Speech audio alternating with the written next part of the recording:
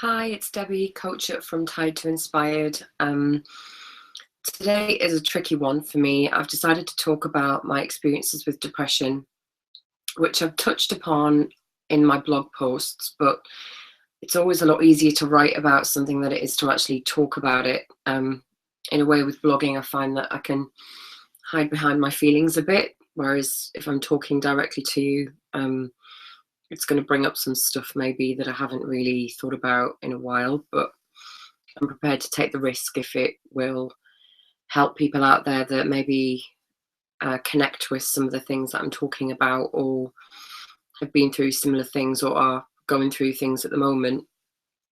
And I'm just hoping that some of the things that I say make you have faith and realize that you can come through some of the most terrible things and still get on and achieve things that you never even thought of. So that's why I'm doing this.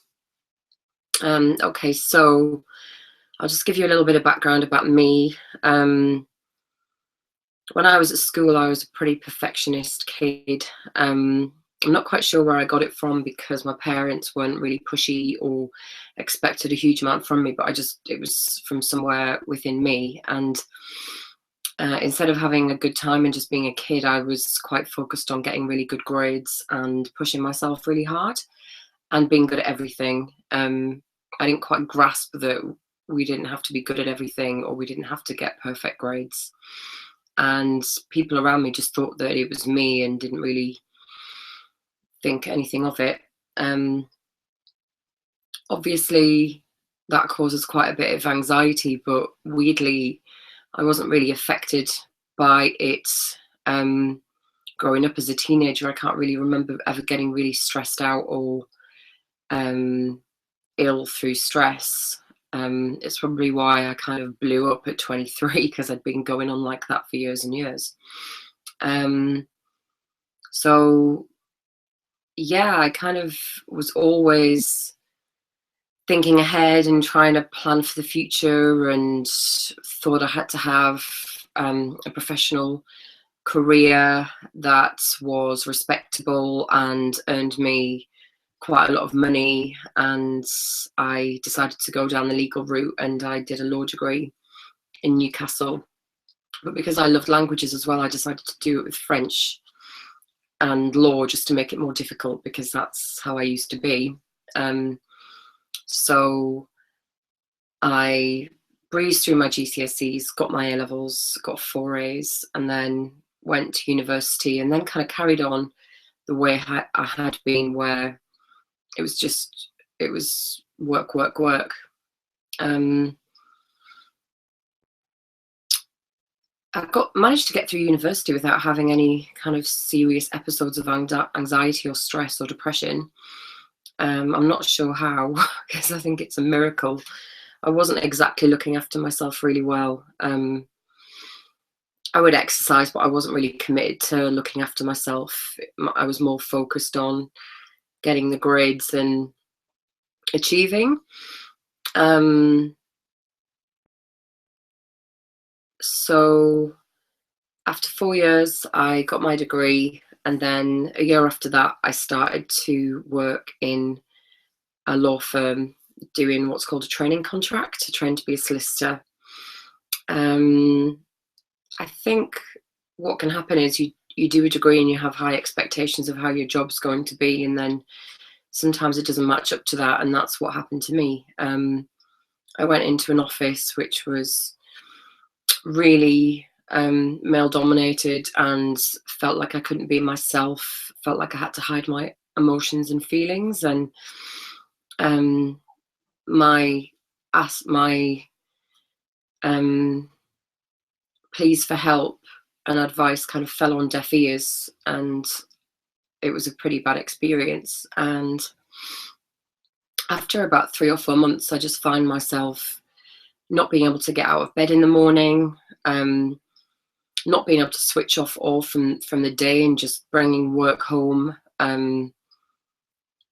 just in a constant cycle of work and stress and worry, and feeling like everything that I was doing wasn't good enough, and just got to the point where I was completely miserable.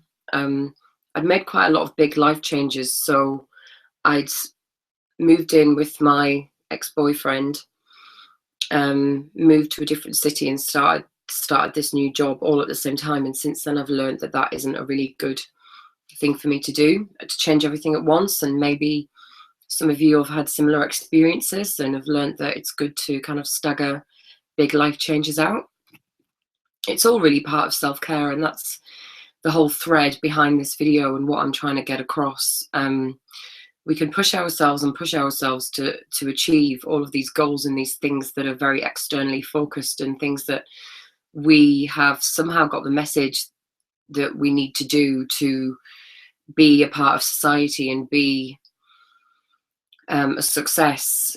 And for who and for what purpose? If we're miserable and we're getting up every day to go and do a job that really doesn't align with who we are, or fit with who we are as a person, then I just really don't see what the sacrifice is for. You might sacrifice your soul for status or money or power, or because you care too much about what everybody else thinks. But all I can say from my experience of what happens when you push yourself too hard and you don't look after yourself, and you have found yourself going down the wrong route, is that it isn't worth the pain of what can happen. There were times during that first bout of depression where I wanted to kill myself, just because I'd tied up my self-esteem with my job and my profession, and when it didn't work for me or when I didn't succeed in it, I couldn't cope and everything fell down around me.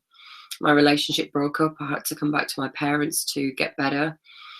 I couldn't carry on paying the bills because I couldn't go to my job. So I had to kind of give everything up. And for somebody that just keeps going and doesn't ever want to quit, that was the hardest thing.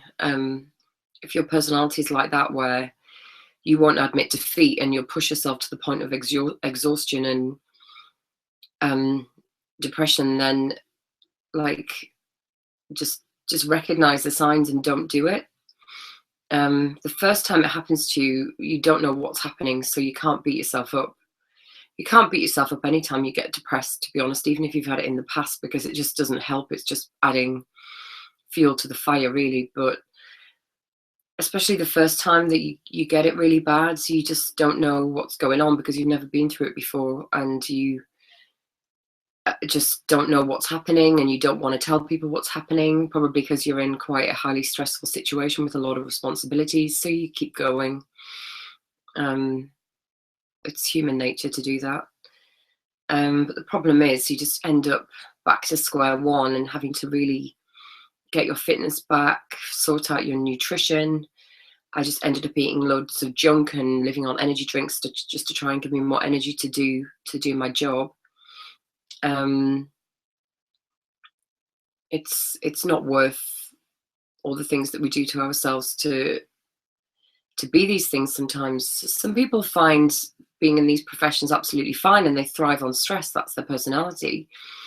And if we're in a situation where we're in a professional job or a stressful job and we find ourselves getting depressed, then often we can beat ourselves up and say, well, my friend is doing X, Y, Z, and that's not happening to them, so why is it happening to me? We're all completely different, and we're all subject to different stresses and different situations, so you can't compare yourself to anybody else. That's one thing I've learned as well. It just doesn't work. One of the main things I've discovered about myself is I can push myself down these stressful routes, and I'm not honoring who I am and the fact that I'm a sensitive person and I care deeply about things, and I'm very emotionally tuned in. I get very upset by the news, by newspapers, by bad things going on in the world, by people's negative attitudes, by people's bad attitudes towards each other. I've never really been able to understand how people can bully other people or be cruel or nasty to other people. I'm very idealistic in how I think people should treat each other, and I guess you can go through the education system and not really come up against some things if you're lucky, and then encounter bullying at work and not know how to cope with it. You might have been bullied at school and then find that it continues to happen throughout the rest of your life. Usually it's people picking on your sensitivities, the fact that you're different. And often we don't recognize this in ourselves, and we just think we're like everybody else, and we just try and push ourselves into these roles that aren't good for us. And all I want to do is try and make people aware that either not to go down the route to avoid the pain of the situation, or to realize after it's happened that there is a way out of it. The way I got better was through getting more into exercise. I started to run and build up my running, and that really helped with my head and to get my energy back and my motivation back. There was one day that I was out running, and I think I ran for an hour, and something just switched in my head. And I knew that I was getting better. And if you're really down and in the thick of depression, then I would really recommend, like, it's the hardest thing to exercise, but go out and try and do 1 minute, 2 minutes, 5 minutes, and just do it like that, and just make yourself swim, go to a yoga class, do yoga on YouTube at home if you don't want to go out. Just do anything to try and help your mind to recover, because it's not broken forever. It does bounce back. It's very plastic. You can make it better. You can snap it to the worst degree, and it will still recover if you do the right things. Also, if you're in a stressful situation through anything, relationships, jobs, family, finances, we can often reach out and grasp for comfort food to make us feel temporarily better. And one thing that I had to learn as well was about nutrition and how to eat well and nourish my body and stay hydrated and drink a lot of water. And it's easy to just get into the habit of eating rubbish and grabbing energy drinks, but everything just falls down at some point. So often depression is your body just telling you that you have to look after it better. And unfortunately, you can get the warning signs, but sometimes it has to go a little bit further than that and make your mind snap to make you listen and sit up and do the right things for it. Basically what happened was I recovered. It took me about 6 months to recover, and the mental health services got involved, and I was seeing a mental health nurse and going to groups and things like that. And I think I started CBT at that point, but it wasn't really working. That's cognitive behavioral therapy. I kind of did my usual thing of thinking it was down to me to get better, and still found it hard to accept help. It's kind of another sign of the typical personality that gets depressed. You think you're really strong and you just don't really want to ask people for help, but it's not a sign of weakness. So many good things can happen by asking for help. So what happened to me was I ended up doing various temp jobs, and I still had it in my mind that it wasn't good enough. I should be doing something better. Still had all this status stuff going around in my head, and just these ideas and expectations of myself that I'd had from a really young age, which didn't really marry up with what the reality was anymore. I ended up working in a department store selling perfume and cosmetics, and then I found a local college, a night class where I could do holistic therapies. And I can't even really remember how I decided to do this course. It wasn't even like I was really into getting therapies before I did it, but I saw it and then it happened. So my life was very different to what it was. I was going to a job that I found a lot less stressful. I enjoyed it a lot more. I was working with people, and I found out that I was really good at sales. And basically just because I like to tell people about the products and learn about the products and then pass that on, and it seemed to work. And I did the night class one night a week, and I just found myself not getting back to my old self, because I think that old self was gone, but discovering a better way to be and a slower way to be. And that was quite life changing. The massage kind of got me into spirituality, I think, and self care definitely, and how to look after ourselves better. But at the end of that year, I decided that in the back of my head, I still felt like I had to use my degree. So I applied to do a primary teacher training course at a local university. I still wanted a career. I still wanted a professional career. It was still in the back of my mind, despite what had happened in the solicitor's office. So I thought I was completely better, and I went and did it, and it was even more stressful than the degree.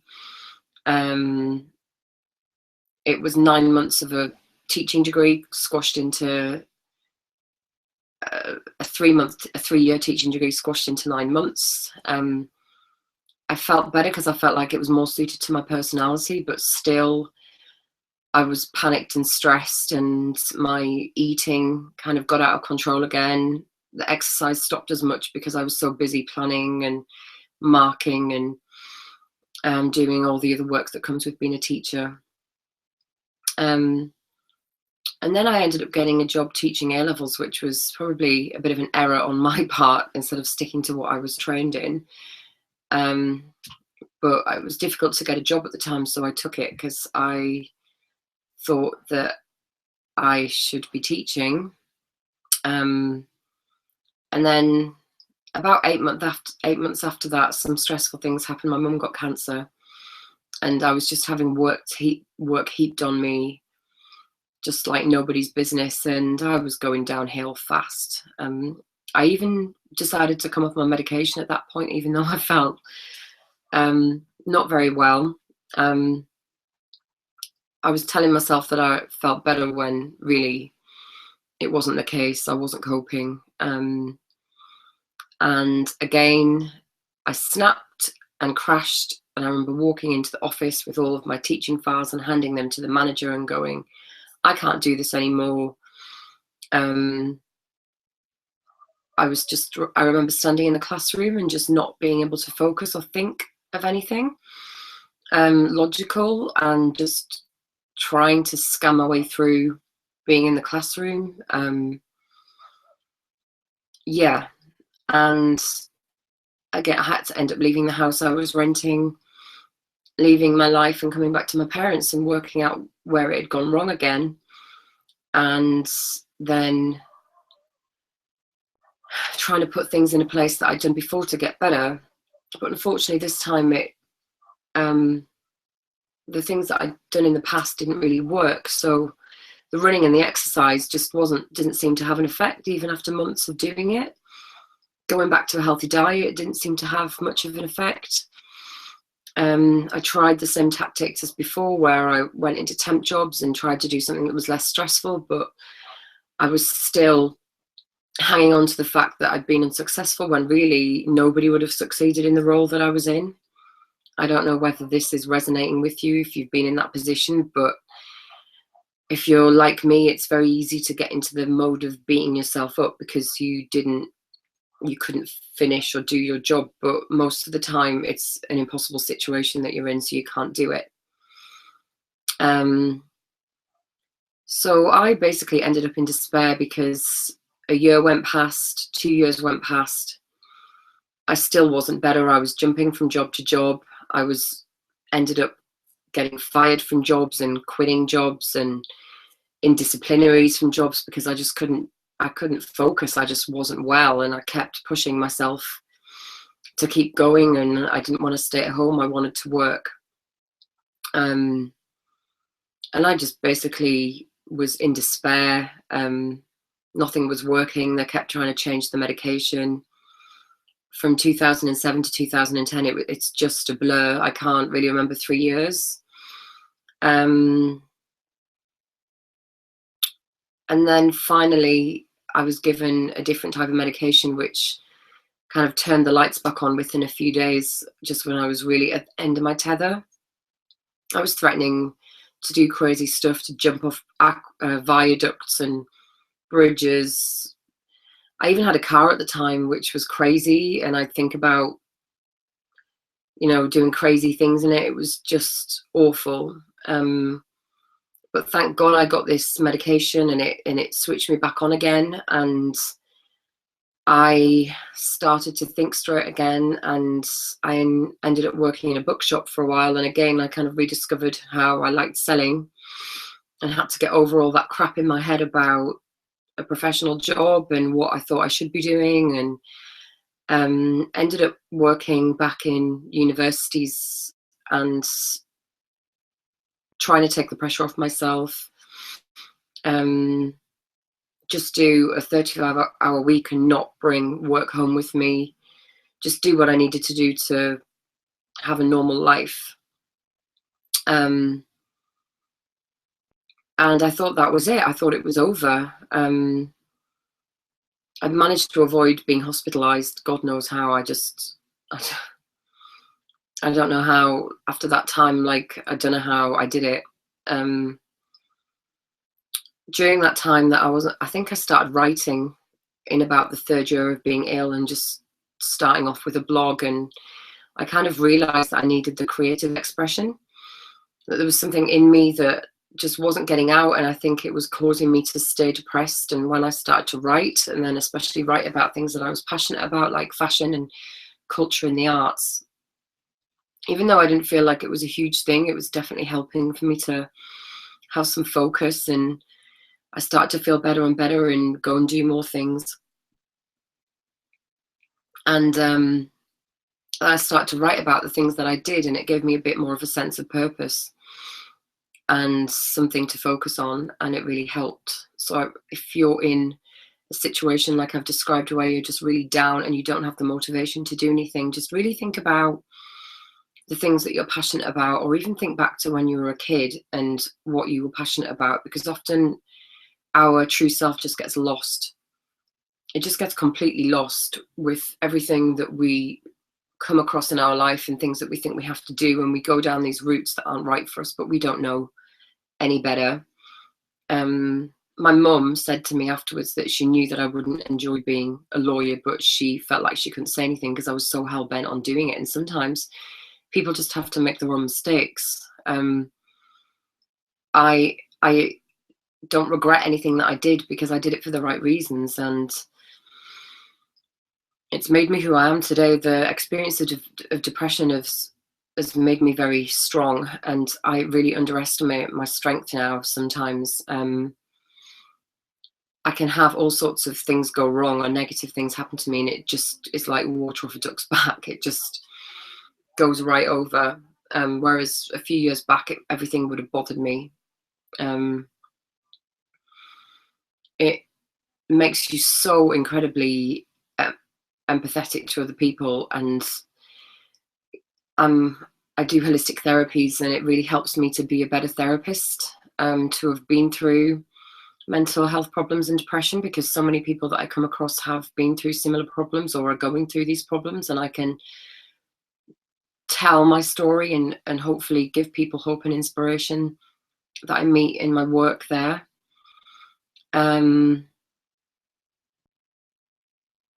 It really puts things into perspective. So if things are going wrong when you're feeling well, often you can start to get stressed again. But when you think back to where you were and the dark places you were in, it kind of reminds you to pick yourself up and keep going, because it's nothing like as bad as it was in the past. So after the third time I got better, I really did think that was it. I thought I'd nailed the self-care and the exercise and the nutrition and everything that I needed to do to stay well.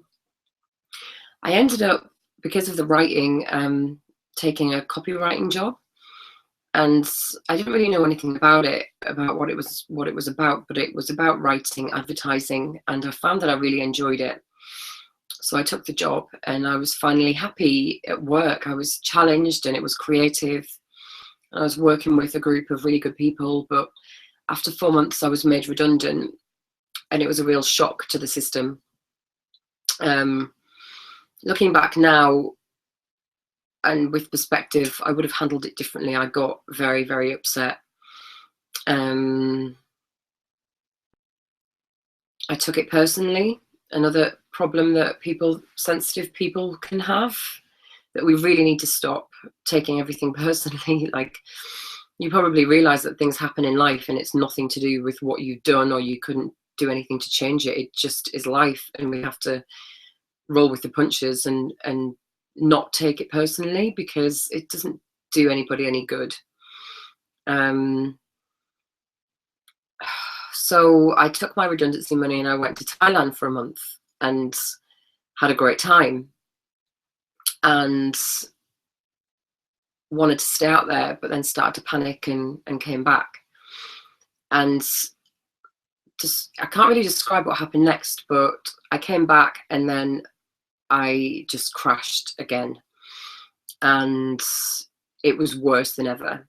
And I didn't even have the motivation to try and get myself better, to try the exercise, to try anything. So after about a month or 2 months, I just couldn't function, and I checked myself into hospital, which had never happened before, and which, because I'd always somehow managed to keep myself out, and it was just a huge eye-opener.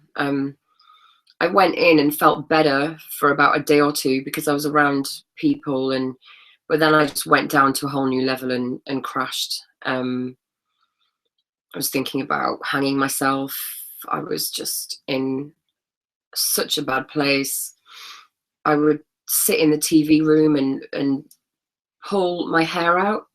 I ended up pulling out my whole fringe, this whole section of my hair here, and was just bald. My dad wouldn't even come to see me in hospital because he couldn't look at me because of what I'd done to myself. I would pull out chunks of hair and roll them up into a ball and throw them in the bin, in front of other people that were ill. I would get nail varnish remover and get a mouthful and go to swallow it and then spit it out, and it was really bad. I didn't think I would get out of it.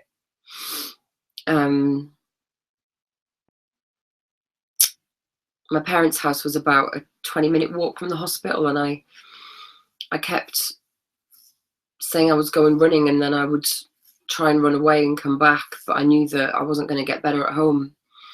So I ended up writing a letter to my psychiatrist and begging him to give me ECT, which is electroconvulsive therapy. You might have ideas of what that is from various films like One Flew Over the Cuckoo's Nest, but it really isn't like what it's depicted as in the films.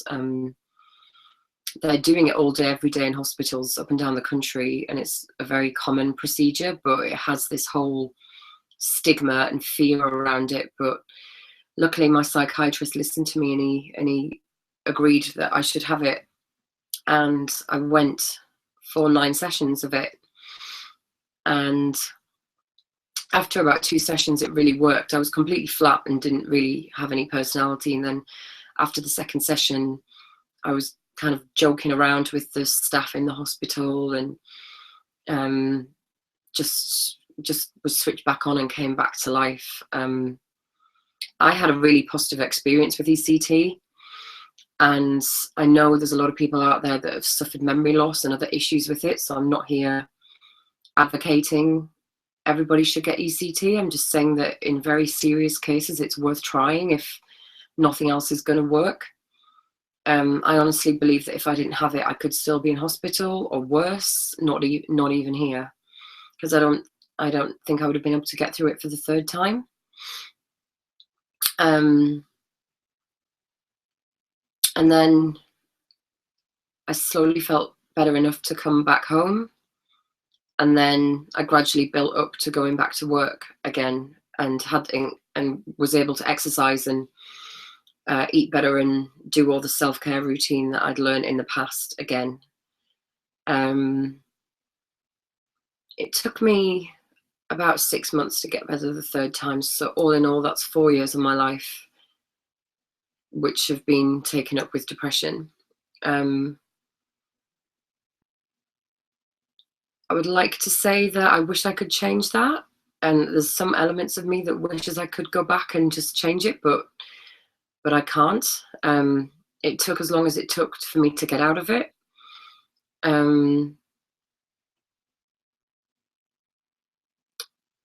Yeah, if all I want to say is if you're in the depths of it, or you know somebody that is, you know, in when I was into the third year of it, I just thought it was game over. I just didn't think anything.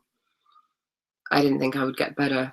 Um, but you just have to try everything and keep going, because this normally happens to the strongest people that have so much to give, and you can't give up.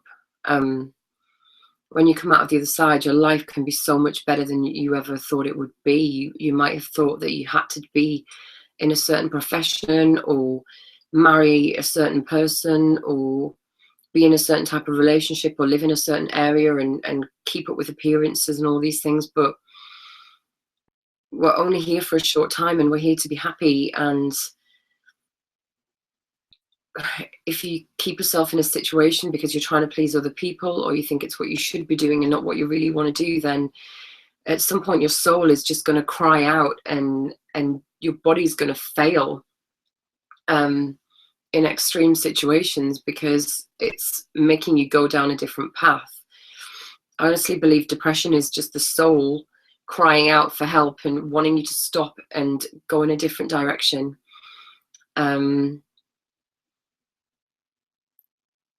I just don't want people to have to suffer for as long as I did. I want people to have the tools to get better. I want people to avoid going into that situation if they can, and do things that make them happy, and be brave enough to do the things that make them happy, and not be swayed by what other people think. Recently, I've come across quite a lot of different clients that felt like they had to please parents or other people by doing a particular profession like I did, or people that even didn't feel like they could do the degree that they wanted to do because their parents weren't happy about it. And I just say, just be brave and do what you know is right for you intuitively, because a lot of the time, if we ignore our intuition and how we really feel, we do end up in these dark places, and it is not easy to get out sometimes.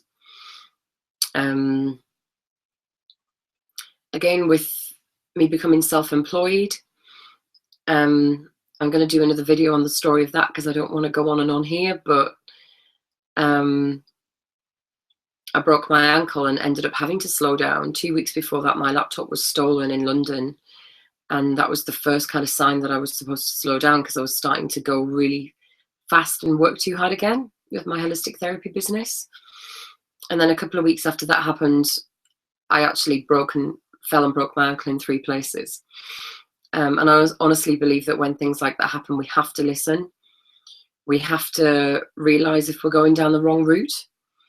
We have to take stock. We have to take time. We have to not let panic overtake us, and we have to just listen and be quiet and stop running around. Stop trying to do everything. Stop trying to live up to this image of perfection that we can get from the rest of society, and just get in touch with who we really are and what's best for ourselves. Get help. Talk to other people. Talk to friends, family. Talk to professionals. Get therapy. Just do what we need to do to figure out what it is that we're here to do on the planet. If that is to help other people as the main part of your job, even if that's completely 100% different to what you originally thought you were going to be, then just to go with it, and to realize that we change all the time. Sometimes change doesn't have to be painful, but sometimes it is, just to make us sit up and take notice. I'm going to be doing lots more videos about things that helped me to feel better in more detail. I'm sure I've missed loads out of what happened as well.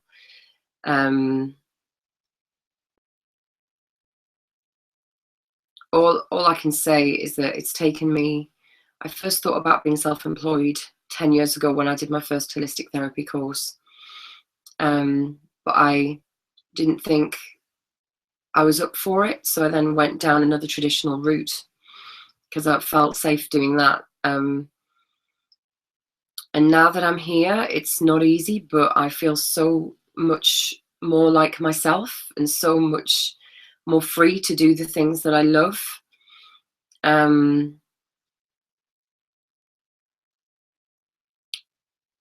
You might have gone through all this to get you on the path to being self-employed and to get out of those places and jobs that don't make a lot of people happy. A lot of people don't fit into a job description. A lot of the time it's like fitting a square peg into a round hole. You might have originally thought that that's who you were, but then you grow and you learn and you realize that it isn't you, and you have to forge your own path and do something quite unique, and that there isn't a kind of template out there for, and you just have to go with it. Getting into spirituality really helped me to follow my intuition and do that. Some people might not be comfortable with that or want to go down that route, so you might feel like the self-care route is better for you, where you really learn about how to look after your body and your mind, and then that puts you on the right path to change and maybe do something with new passions you come across. It really is different for every single person, recovery and getting better. Just never give up, because you could end up in such a better place that you ever expected to be in. You don't need to be stuck in an office. You don't need to be stuck somewhere where you're getting crap or bullied or being belittled or made to feel less than what you're worth. It's not necessary. We have technology now. We have laptops. We can work from home. We can work from anywhere in the world. We can learn the new technology. We can learn to be good at social media and marketing.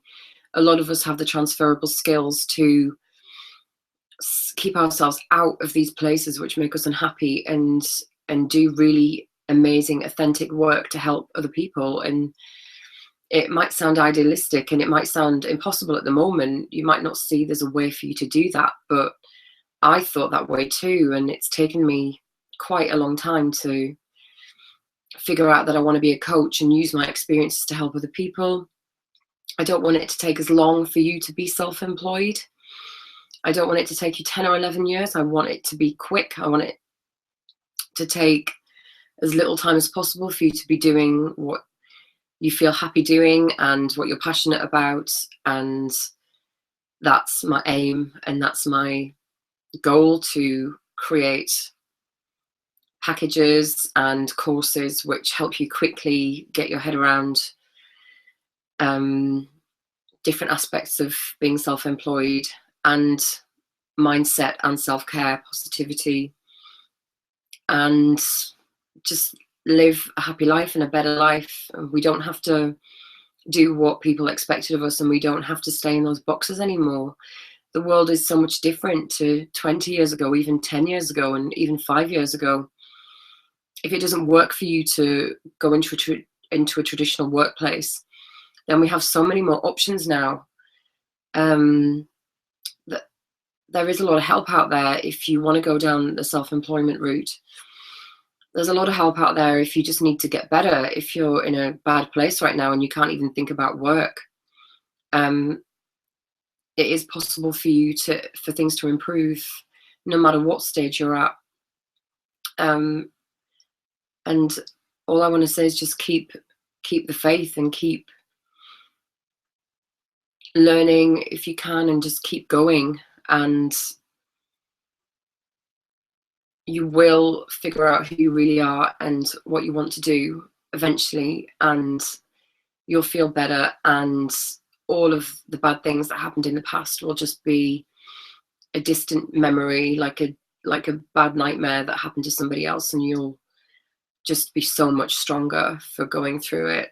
And you'll learn how to not ever go back there again, even though you might trip up and fall over and lapse back into bad habits. But you will come through it, and you will find a different way to be. And I hope I can help you on that journey. Thanks for listening. Bye.